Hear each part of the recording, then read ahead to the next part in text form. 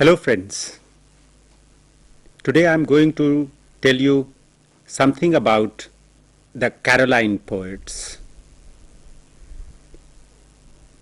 Right at the outset, let me tell you what the word Caroline means. Caroline is an adjective from Charles.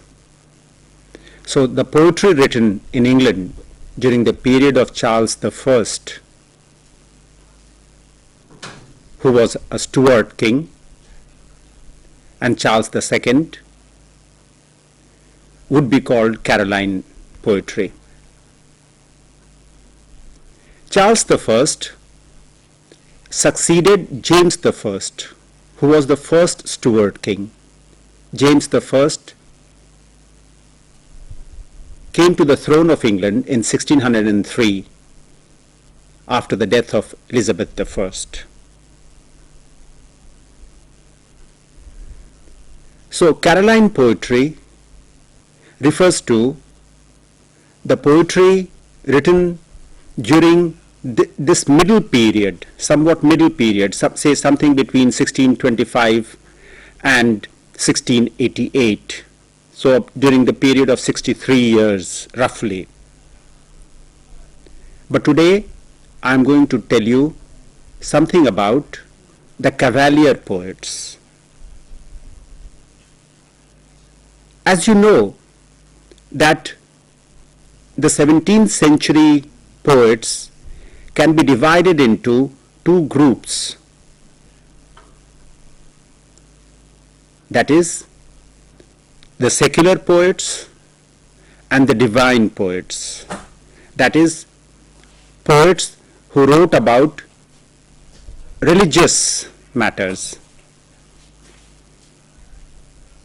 Today, we are going to talk about the secular poets, that is the Cavalier poets. The Cavalier poets take their name from the same root as you have cavalry, horsemen, or chevalier in French. So the Cavalier poets were basically supporters of the king, because you know that it was for the first time in British history that a king was beheaded in 1642, and England for about 18 years did not have a monarch. So this is a significant period in the history of England and reflecting the political atmosphere of the age, the cultural atmosphere of the age, the social atmosphere of the age. You have two distinct sets of poets. You have the Cavalier poets, supporters of the king, and you have the metaphysical poets, poets generally who did not support the king, who supported the rule of, say, Oliver Cromwell, who made himself the Lord Protector of England. Cromwell died in 1658. His son succeeded him, but they could not give a good government, and the British people invited Charles II back to the throne. It is a known fact of British history that licentiousness, loose morality, which was part of court culture, became part of the society of England. During more than 20 years, there was repression. There was imposition of moral values, and the British people did not seem to like it. So at the Restoration, you have the plays of people such as Wycherley and Congreve, which can be called licentious. Let's get back to the poets. The 17th century is an important age in British history and in English literature.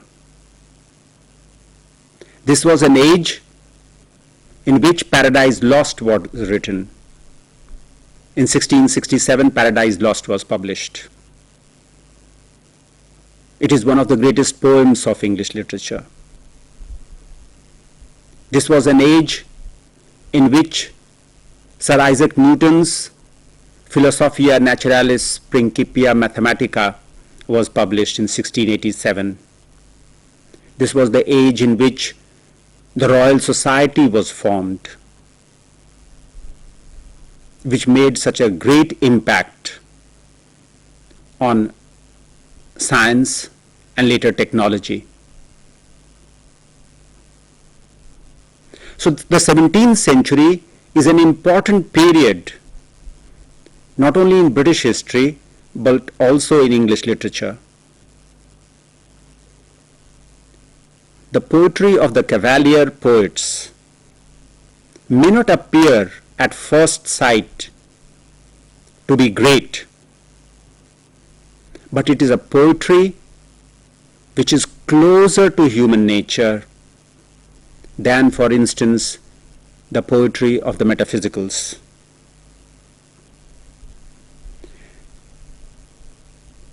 The first poet that I would like to mention, although Robert Herrick was older than Carew,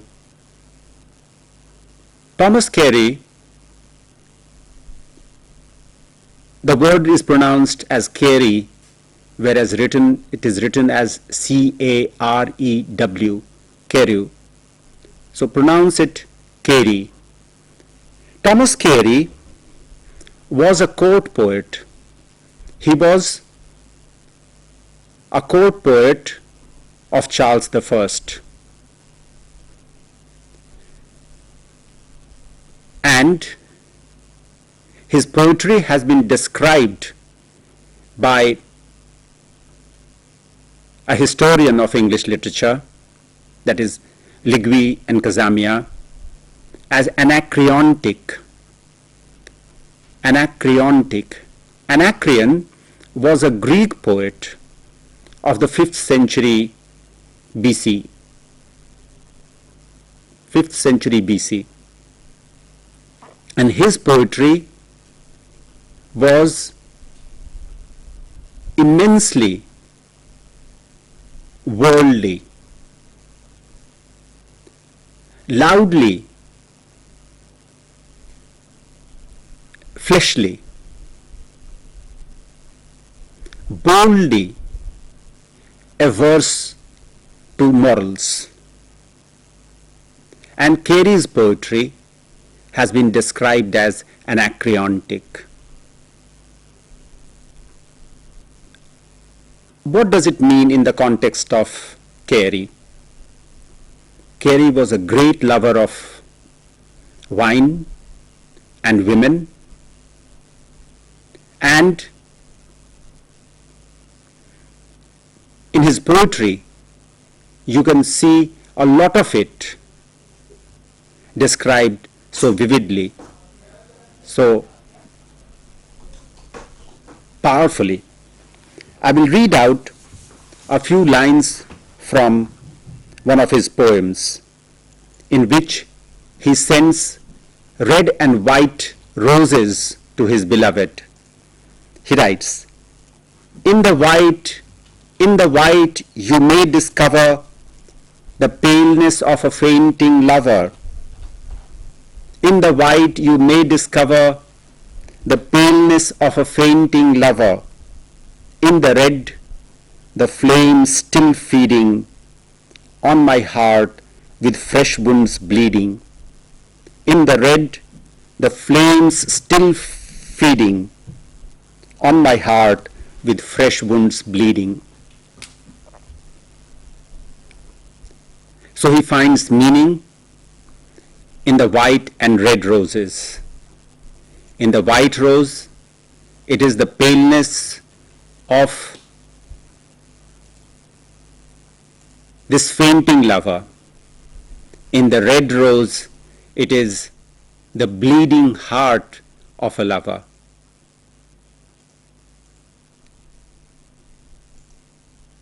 Carey addresses his poems to one Celia, and in a poem called The Rapture, he invites Celia to flaunt the giant honor and enjoy forbidden pleasure. He invites Celia to flaunt the giant honor and enjoy forbidden pleasure.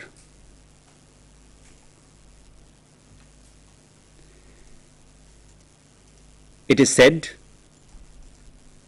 one of his biographers has written, that Carey changed his heart on his deathbed and died a pious man.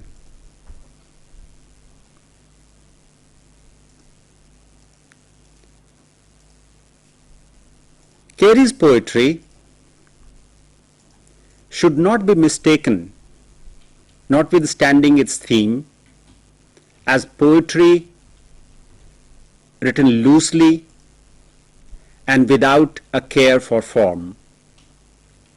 Carey's poetry is polished poetry. He took great trouble to polish his lines. And even though they may appear unctuous, unction is oil. So if the surface of a body is oily, then your fingers slip easily on it. So when his poetry is called unctuous, it means it shows that you can read it easily. It doesn't prevent your forward movement. So his poetry might appear unctuous, but there is a lot of work that has gone into the polishing of it. Carey, as I pointed out, was a court poet. He was not a man who took the sword and rode his horse to the cause of his king. That credit goes to Sir John Suckling, whose loyalty, dash, petulancy, frivolity, easy morals, and wit find expression in his poetry. Suckling was rich and also spendthrift. He was a valiant, but he was also a gamester. He was a gallant, but he died at an early age of 33. The second poet on our list was a true royalist, and he had all the colors, all the charm, the flippancy, the frivolity, of a Cavalier poet.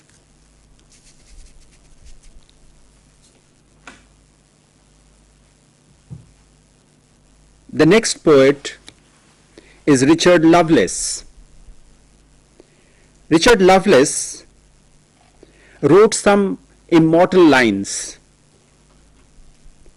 to Lucasta and to Althea from prison. To Lucasta and to Althea from prison. Let me read out a few lines from his poetry.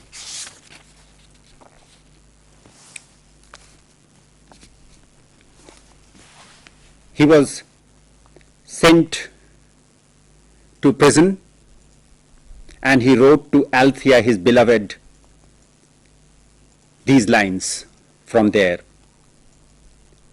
Stone walls do not a prison make, nor iron bars a cage.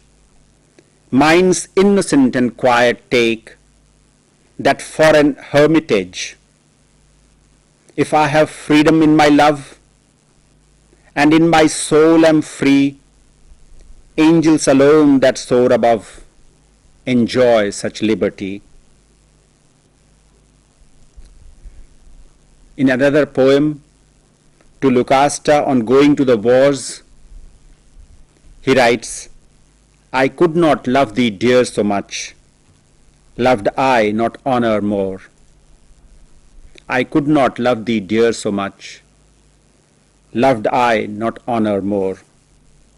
He is telling his beloved that he loves honor more than his beloved.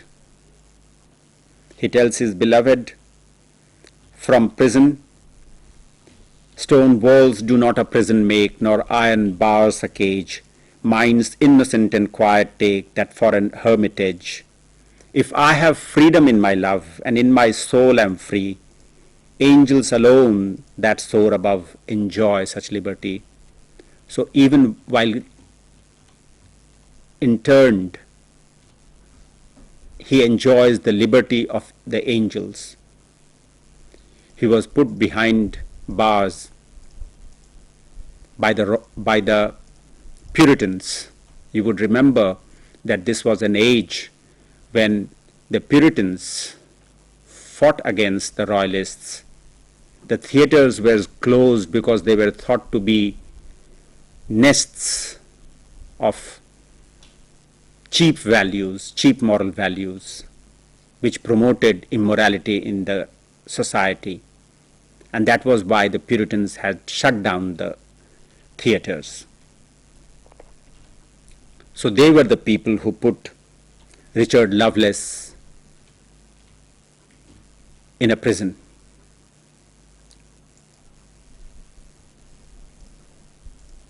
The next, and perhaps the greatest Cavalier poet, is Robert Herrick. He is remembered for his collection of poems, two collections rather, called Hesperides and Noble Numbers. Hesperides has about 1100 poems, more than 1100 poems, and Noble Numbers has more than 200 poems. Herrick presents a rather strange case.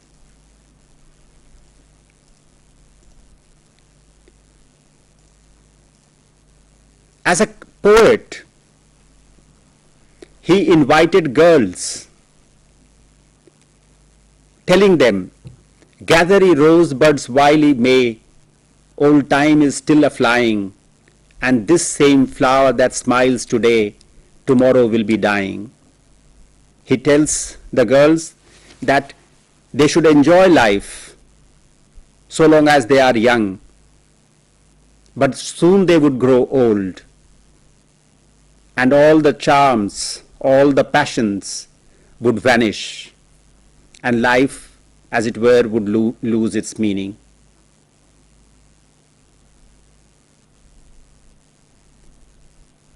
Herrick's poetry has been called amatory. Amatory poetry means poetry which invites a person or which talks about sexual love, not holy love, not divine love, not platonic love, but sexual love. Here is a poet who invites his friend to come and sleep with her. Listen to these lines from his winding sheet. This is what he writes. Come thou who art the wine and wit of all I've writ, the grace, the glory, and the best peace of the rest. Thou art of what I did intend, the all and end. And what was made to meet thee, my sheet. Come then and be to my chaste side both bed and bride. Come then and be to my chaste side both bed and bride. We two as relics left will have one rest, one grave, and hugging close we will not fear lest entering here, and hugging close we will not fear lest entering here, where all desires are dead or cold as in the mould, and all affections are forgot or trouble not. Here the slaves and prisoners be from shackles free. Here the slaves and prisoners be from shackles free. You would be reminded of John Donne's Relic, where he invites his friend to enter the grave with him, because there they would be free from the eyes of the world and they can do whatever they like. And here he tells, Herrick says, here the slaves and prisoners be from shackles free, and weeping widows long oppressed to do here find rest. The wronged client ends his laws here and his cause. Here those long suits of chancery lie, quiet or die, and all star chamber bills do cease or hold their peace. When you are in the world, then you have the star chamber. This was the court, the royal court, and you could be punished by it. But when you leave this world, when you die, when you are in the grave, then the laws of this world don't interfere in your life.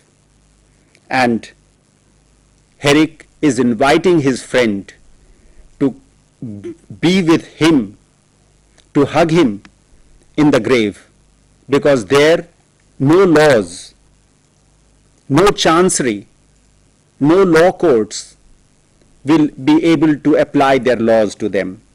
Here needs no court for our request, where all are best, all wise, all equal, and all just, alike i' the dust.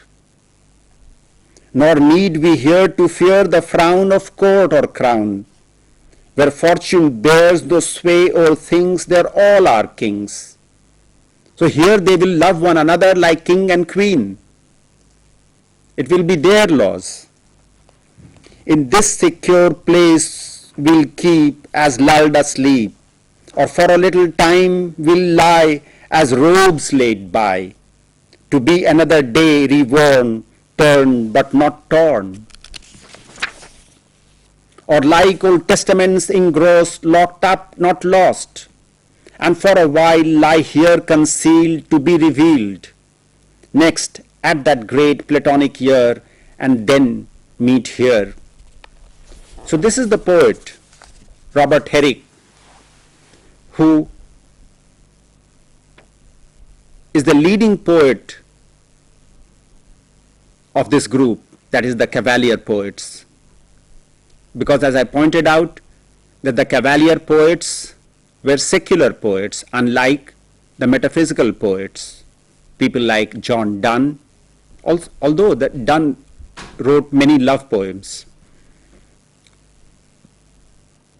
Vaughan, Herbert, and many others. So Herrick's poetry is amatory poetry, poetry that invites the paramour to the bed.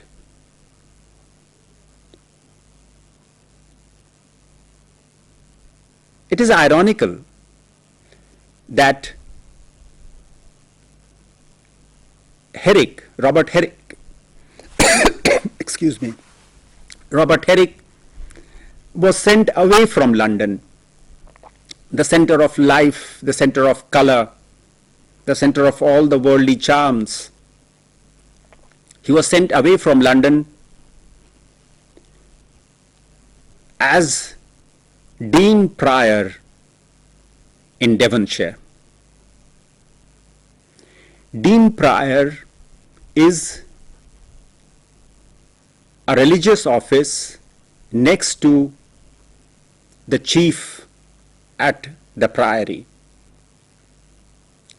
So he had to perform religious functions. And this man, who had all along been a lover of wine and women, a lover of frivolity, was now asked to perform religious duties.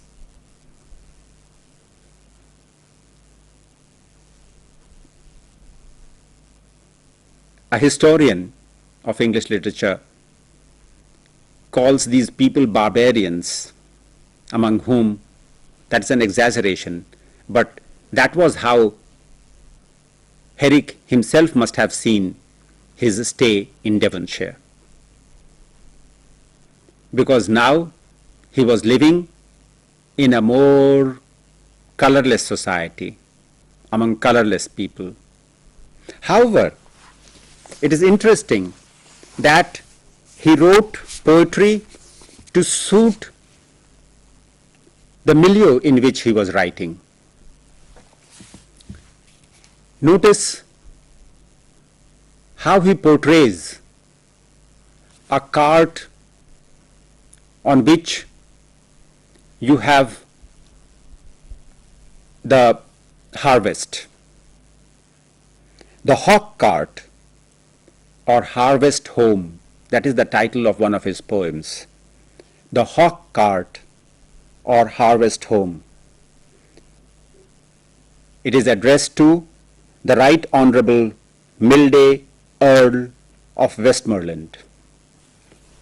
Come, sons of summer, by whose toil we are the lords of wine and oil. Come, sons of summer, by whose toil we are the lords of wine and oil. It's addressed to the farmers, notice. Farmers who lead a more austere life. Come, sons of summer, by whose toil we are the lords of wine and oil, by whose tough labours and rough hands we rip up first, then rip our lands. Crowned with the years of corn, now come, and to the pipe sing harvest home. Come forth, my lord, and see the cart, dressed up with all the country art. See here a mocking, there a sheet, as spotless pure as it is sweet. The horses, mares, and frisking fillies, clad all in linen white as lilies. The harvest swains and wenches bound, for joy to seek the hawk cart crowned. About the cart, hear how the rout of rural younglings raise the shout. When the rural people see the hawk cart, the harvest coming home, they feel very elated. About the cart, hear how the rout, but notice the word rout. He doesn't call the people, the farmers, the village boys,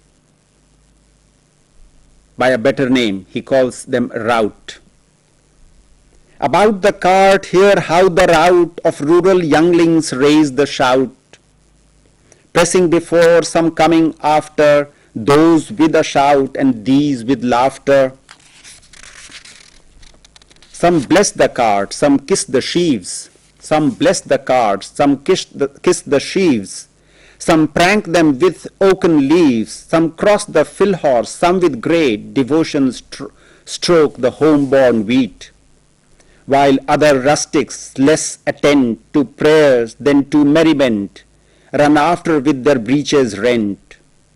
Well on, brave boys, to your Lord's hearth.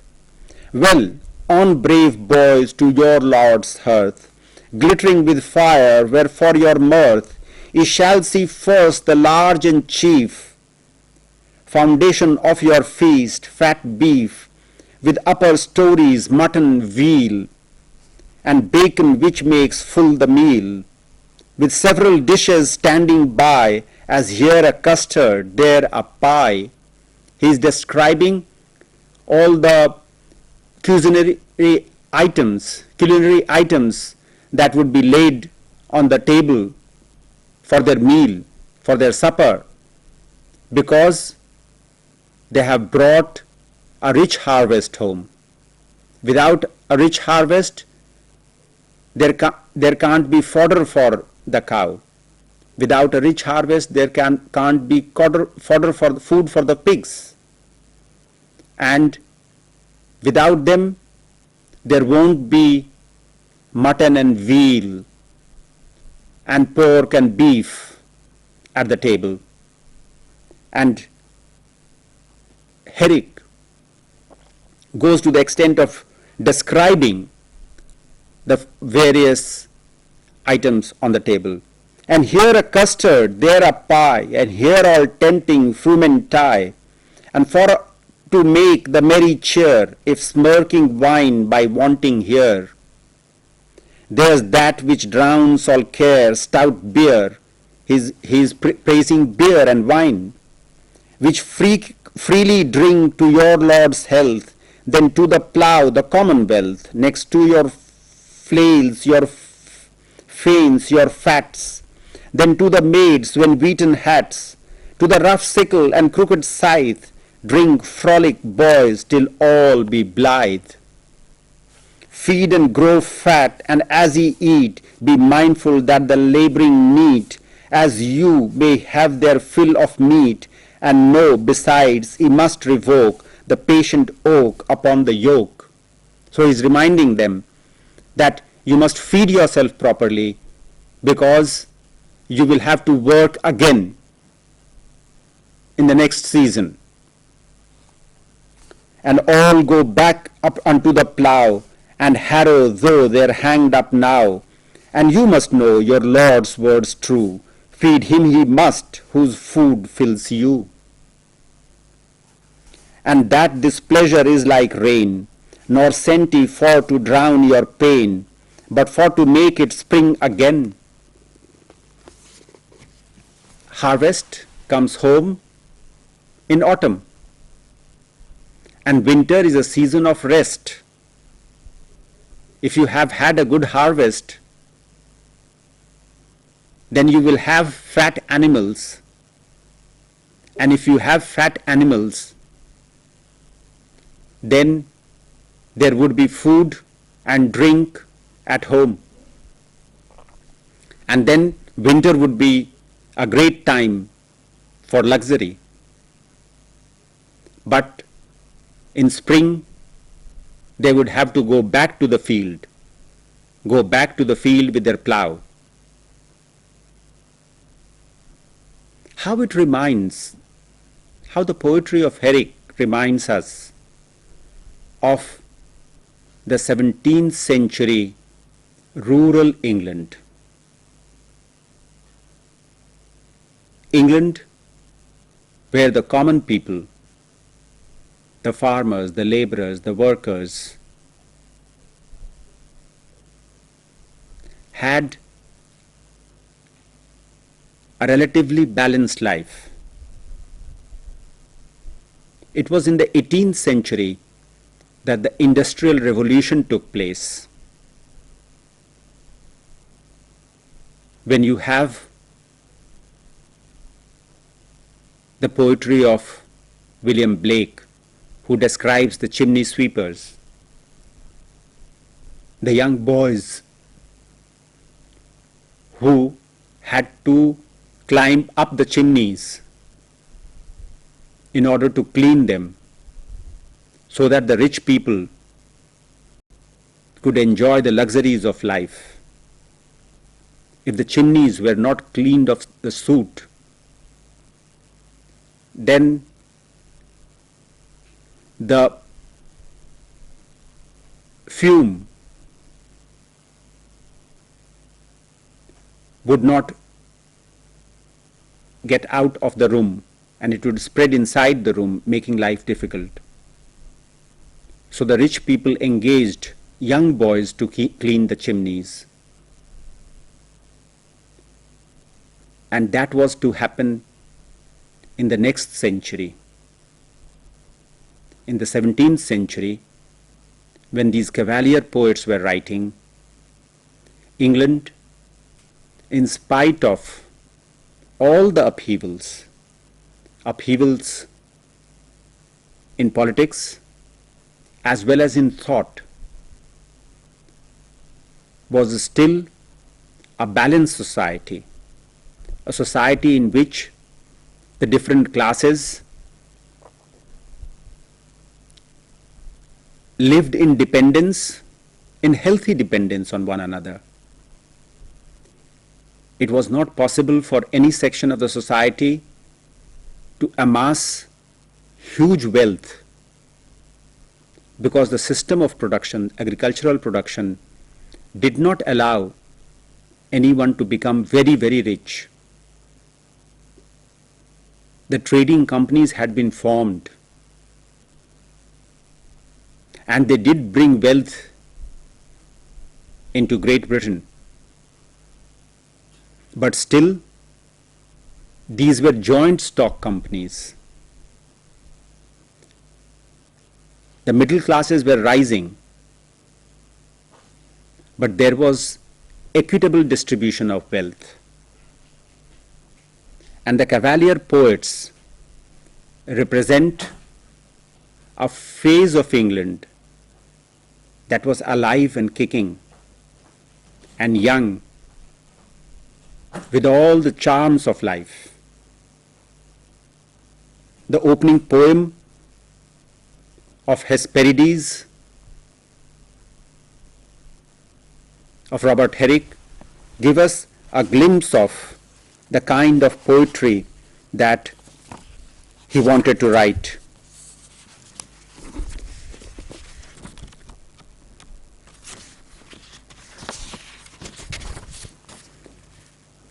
Hesperides begins with this poem. The title of this poem is The Argument of His Book. The Argument of His Book. I sing of brooks, of blossoms, birds and bowers. Notice the alliteration. I sing of brooks, of blossoms, birds and bowers, of April, May, of June and July flowers. I sing of maypoles, hawk carts, wassails, wakes, of bridegrooms, brides, and of their bridal cakes. He sings of brides and bridegrooms and bridal cakes. I write of youth, of love, and have access by these to sing of cleanly wantonness.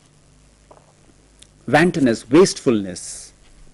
Wastefulness is part of life. Look at the wastefulness in nature.